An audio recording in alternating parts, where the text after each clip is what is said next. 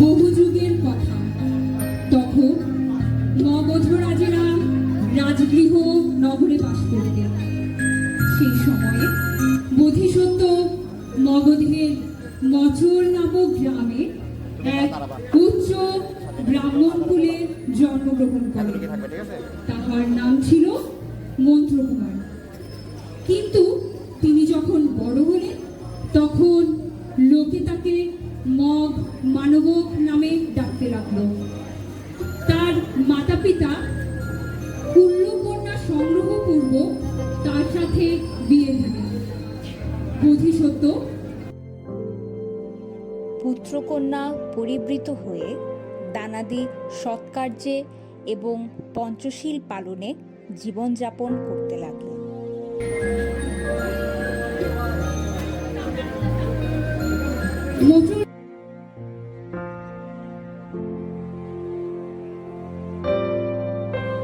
মচল গ্রামে কেবল 30 ঘর লোক বাস করত। একদিন গ্রামস্থ লোকে কোনো গ্রাম্য কর্ম সমাধানার্থে এক স্থানে সমবেত হল। বোধিসত্ত্ব যেখানে দাঁড়িয়েছিলেন তিনি পা দিয়ে সেই জায়গায় ধুলি সরিয়ে একটু স্থান পরিষ্কার করে নিলেন। কিন্তু অপর এক ব্যক্তি সেখানে উপস্থিত হলে বোধিসত্ত্ব তাকে নিজের স্থান ছেড়ে দিয়ে আর একটি স্থান ওই রূপে পরিষ্কার করলেন। এবারও আরেক ব্যক্তি তার সেই স্থানে এসে দাঁড়ালো। এই রূপে তিনি সমবেত প্রত্যেক লোকের সুবিধার জন্য তাদের দাঁড়াবার স্থান পরিষ্কার করে দিলেন।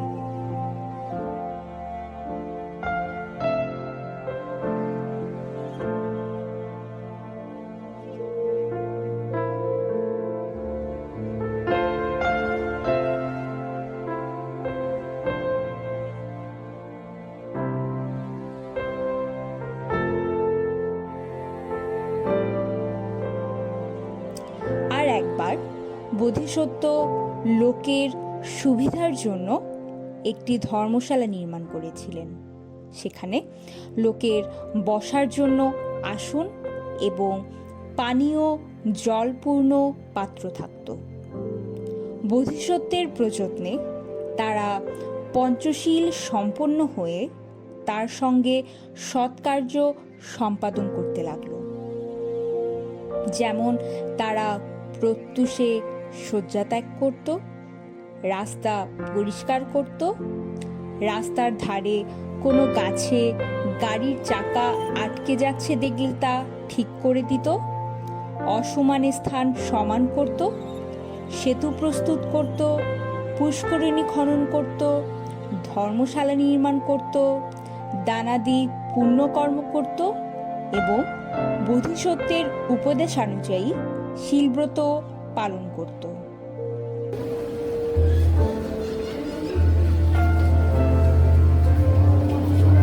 একদিন গ্রামের মণ্ডলগণ চিন্তা করতে লাগলেন,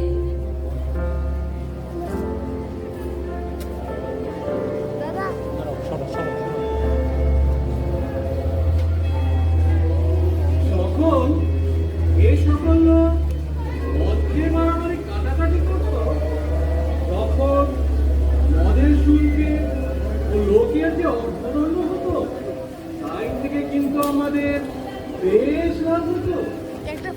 কিন্তু এখন এই নবমানবত এদের শিল্পগত শিক্ষা দিতে প্রতিজ্ঞাবদ্ধ হয়েছে বলে নরহত্যার মতো প্রবৃত্ত ভুলে গেছে। আচ্ছা, এদেরকে শিল্প তো দেখাচ্ছি।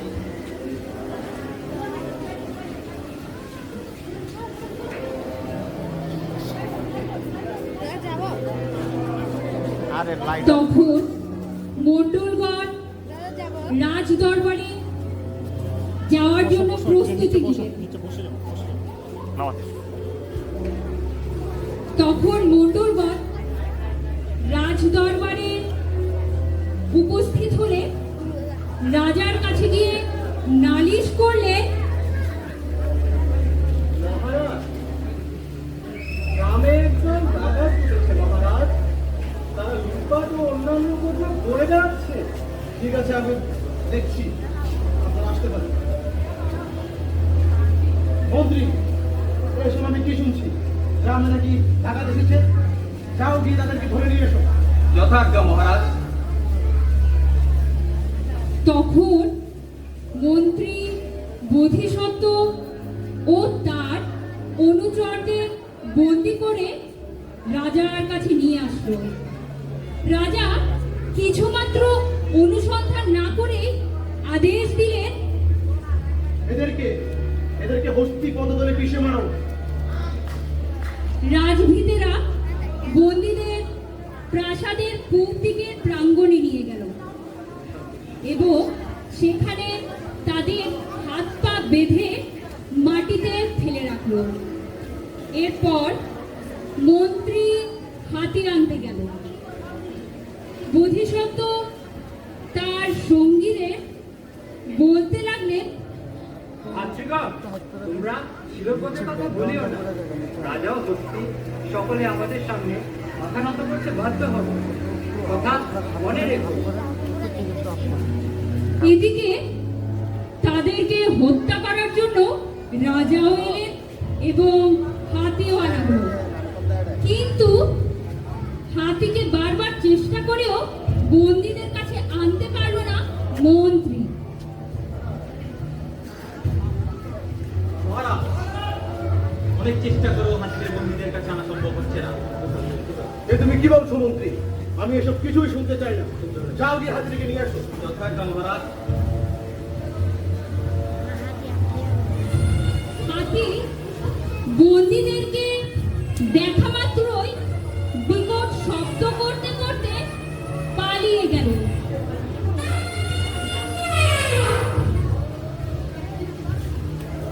মহারাজ, হাতিটি পালিয়ে গেছে। কি? কিন্তু কেন এমন হলো? কিছুই বুঝতে পারছি না মহারাজ। আরে দাঁড়িয়ে আছো কেন? আরো হাতি আনার ব্যবস্থা করো।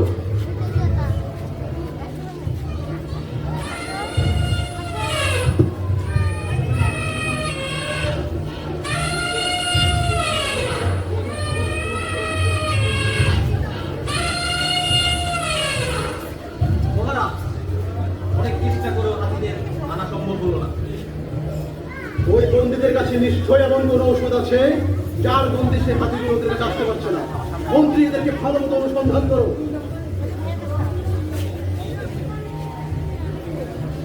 কিন্তু এত অনুসন্ধান করেও কারো কাছে কিছু পাওয়া গেল না।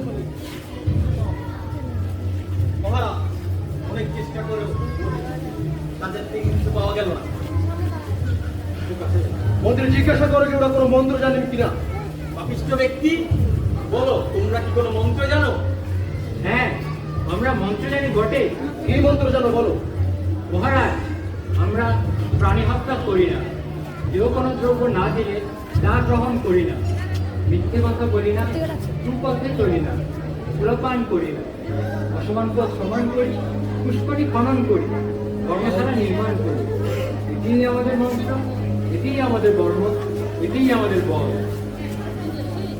তোমাদের এই পুণ্যকর্মের কথা শুনে আমি অত্যন্ত আনন্দিত হয়েছি। মন্ত্রী, এদেরকে ছেড়ে দেওয়ার ব্যবস্থা করো এবং এদের সকল সম্পত্তি এদেরকে ফিরিয়ে দাও। আরো এদেরকে সকল মণ্ডলকে নিযুক্ত করো যেন এদেরকে দেখাশোনা করে। আর যত হাতি আছে সবগুলো এদেরকে দান করে দাও। যথাজ্ঞা মহারাজ।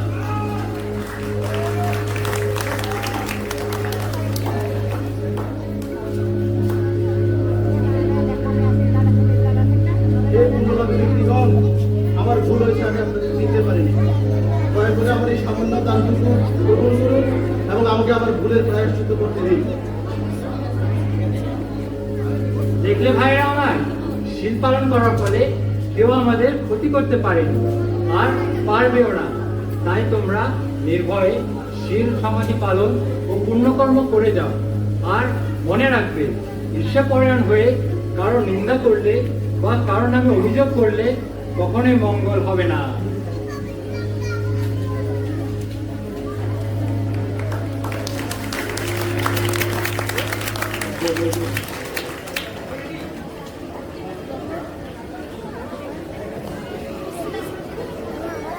হ্যাঁ, আরো আছে। সেই সময় সূত্রধর নামে একজন রাজমিস্ত্রি ছিল।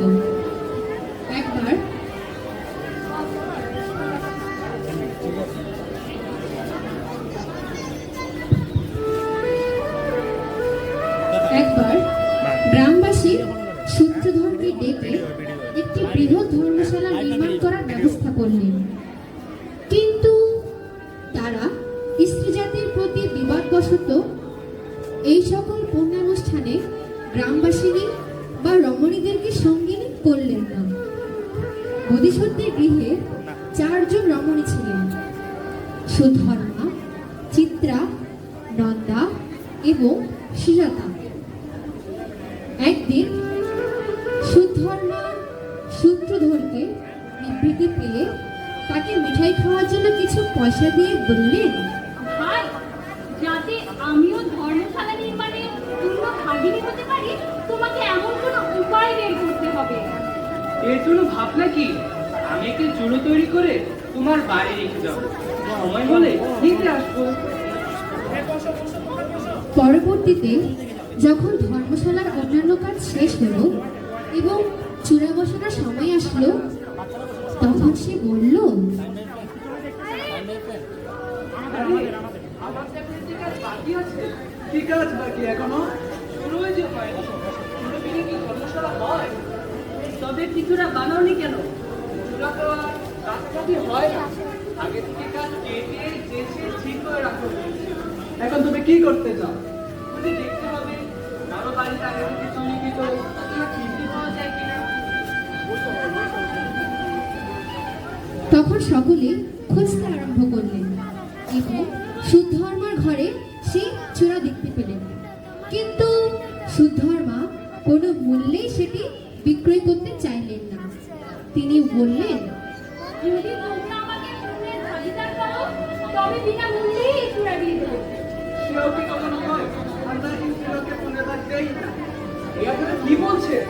ব্রহ্মাণ্ডে কেবল ব্রহ্মলোক ছাড়া আর কোথাও কি স্ত্রী জাতি ভবিষ্যৎ আছে? আসুন আমরা এই চূড়া দিয়েই কাজ শেষ করি। তখন গ্রামবাসীরা অজ্ঞতা এই চূড়া গ্রহণ করে ধর্মশালার নির্মাণ শেষ করলেন। তারা সেটিকে জল দ্বারা পূর্ণ করে দিলেন এবং যাতে সর্বদাই অতিথিরা জল পেতে পারে তার ব্যবস্থা করলেন। ধর্মশালা চতুর্দিকে একটি প্রাচীর নির্মিত হলো এবং তার বাইরে একসারি তাল বৃক্ষ রোপণ করা হলো। চিত্রা সেখানে একটি উদ্যান রচনা করে দিলেন, যাতে যাবতীয় পুষ্প ও ফলের বৃক্ষরোপণ করা হলো। নন্দাও একটি পুষ্করিণী খনন করলেন, কেবল সুজাতা কিছু করলেন না।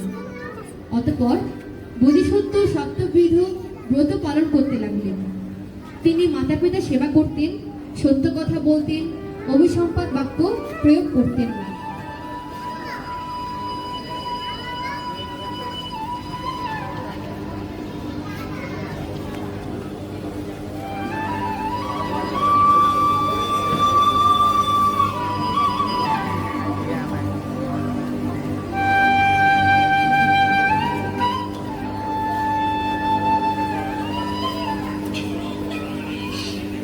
মনে ভক্তি শ্রদ্ধা করে যত ফুল জ্যেষ্ঠ জন, সত্যভাগী মিষ্টভাষী জিত ক্রোধ আর পর পরিব্রদের অত রসনা না চার, ইহেন নির্মল চেতা সাধু সদাশয় ত্রিদশ নন্দন ইহা করিও নিশ্চয়।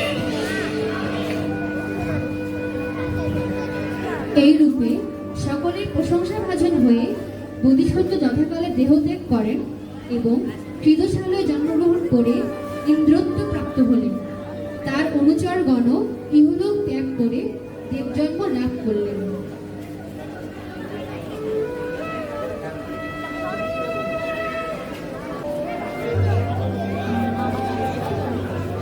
ইন্দ্র যখন দেবলোকে দিব্য সম্পত্তি ভোগ করতে লাগলেন, তখন সুধর্মা মানবী দেহ ত্যাগ করে ইন্দ্রেরই পাদচারিকা হয়ে পুনর্জন্ম লাভ করেন। তিনি ধর্মশালা চূড়া দান করে যে পুণ্য সঞ্চয় করেছিলেন সেটা ছিল তারই ফল। কালক্রমে চিত্রাও ইহলোক ত্যাগ করে ইন্দ্রের পাদচারিকা রূপে জন্মগ্রহণ করেন। তিনি উদ্যান উৎসর্গ করেছিলেন বলে এই ফল লাভ করেন। সর্বশেষে নন্দাও মৃত্যুর পর ইন্দ্রের পাদচারিকা হলেন এবং পুষ্করিণী দানরূপ পূর্ণ ফলে ত্রিদশালয় নন্দা নামক এক মনোহর সরোবর প্রতিষ্ঠিত হল। সুজাতা কোনরূপ কুশল কর্মের অনুষ্ঠান করেনি। এই কারণে মৃত্যুর পর তিনি বকরূপে জন্মগ্রহণ করে কোনো বনে বাস করতে লাগলেন। একদিন ইন্দ্র চিন্তা করলেন, ধর্মা কোথায় আছে তা তো জানা নেই, একবার অনুসন্ধান করতে হবে।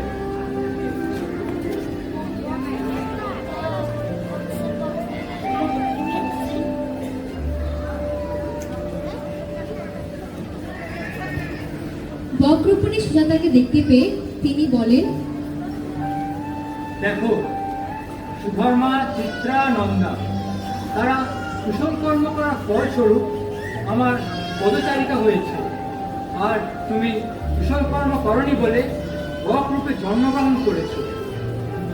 এখন হতে ভূতলোকে গিয়ে শিল সমাধি পালন করো। অজ্ঞতা তিনি সুজাতাকে সেই অরণ্যে রেখে আসলেন। সুজাতা তদব্ধি শিলব্রত পালন করতে লাগলেন। এরপর বকরূপী সুজাতাকে নানাবিধ কুশলকর্ম সম্পাদন করতে দেখে ইন্দ্র বলে উঠলেন,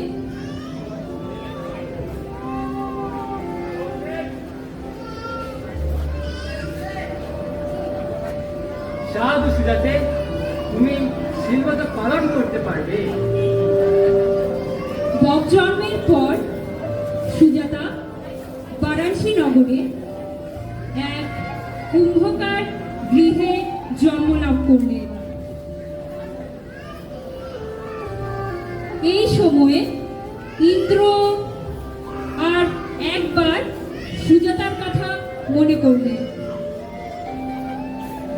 তিনি বারাণসীতে সেই কুম্ভকার গৃহে আছেন জানতে পেরে এক গাড়ি সোনার শশা নিয়ে বৃদ্ধ শকট চালকের বেশ ধারণ করেন।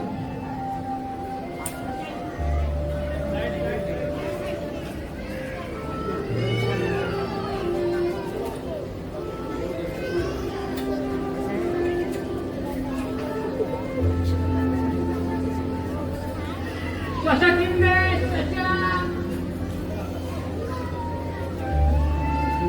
শশা কিনবে, শশা। ইহে শশার দাম কত? এই সাথে যাকে তাকে বেশি না, যে শিলব্রত পালন করে তাকে বেশি। তোমরা শিলব্রত পালন করো কি? আমরা তোমার শিলব্রত তো বুঝি না, পয়সা দেবো শশা কিনবো, এই জানি। এই শশা পয়সা দিয়ে বেশি না, যে শিলব্রত পালন করে তাকে এমনিই দেই। কোথাকার কে? বলে অভিসম্পাদ দিতে দিতে তারা যে যার কাজে চলে গেল। শশা এই কিনবে, কথা সুজাতার কর্ণগোচর হলে তিনি মনে করলেন, শশাগুলি হয়তো আমার জন্যই এসেছে। তখন তিনি শকট চালকের নিকট গিয়ে কয়েকটি শশা চাইলেন। আমি তোমাকে কিনতে চাই। তুমি শিলব্রত পালন করো কি? হ্যাঁ, করি। তবে এই শশাগুলি তোমার জন্য এনেছি। বলে ইন্দ্র গাভী সহ সমস্ত শশা তার দরজায় রেখে প্রস্থান করলেন। এই বিপুল সম্পত্তি লাভ করে সুজাতা দীর্ঘকাল শিলব্রত পালন করলেন এবং পরের জন্মে অসুররাজ বিব্রজিতের কন্যারূপে জন্ম লাভ করলেন। পূর্বজন্মে সুকৃতির বলে এবার তিনি অনুপম রূপ লাবণ্যবতী হলেন। তিনি যখন বয়ঃপ্রাপ্ত হলেন তখন অসুররাজ স্বয়ংবরের আয়োজন করে সবাইকে নিমন্ত্রণ করলেন। ইন্দ্র অনুসন্ধান করে জেনেছিলেন সুজাতা অসুর রাজের কন্যা হয়েছে। তিনি অসুর বেশ ধারণ করে স্বয়ংবর সভায় উপনীত হলেন এবং ভাবলেন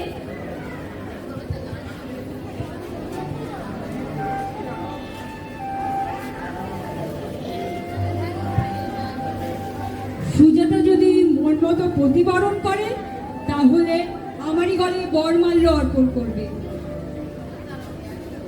যথাসময়ে সুজাতা সভা মণ্ডপে উপস্থিত হলেন।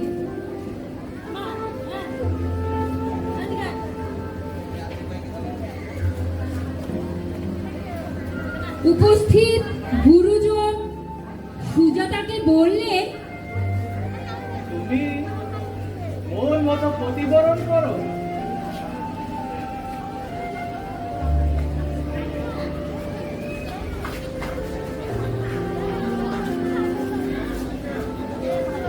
সুজাতা দৃষ্টিক্ষেপ করে ইন্দ্রকে দেখতে পেলেন এবং বললেন, ইনিই আমার প্রতিভা। বলে সুজাতা ইন্দ্রকে বরণ করে নিলেন। তখন ইন্দ্র তাকে নিয়ে দেবলোকে চলে গেলেন এবং সেখানে তাকে নর্তকী এর অধিনেত্রী পদে নিয়োজিত করলেন। পরবর্তীতে ইন্দ্রের আয়ুষ্কাল পূর্ণ হলে তিনি কর্মানুরূপ ফল ভোগার্থ লাভ করলেন।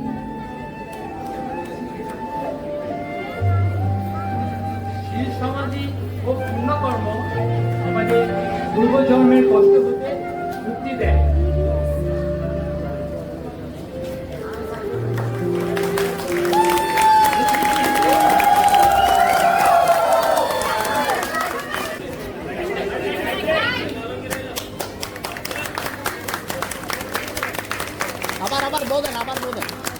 আবার বোধেন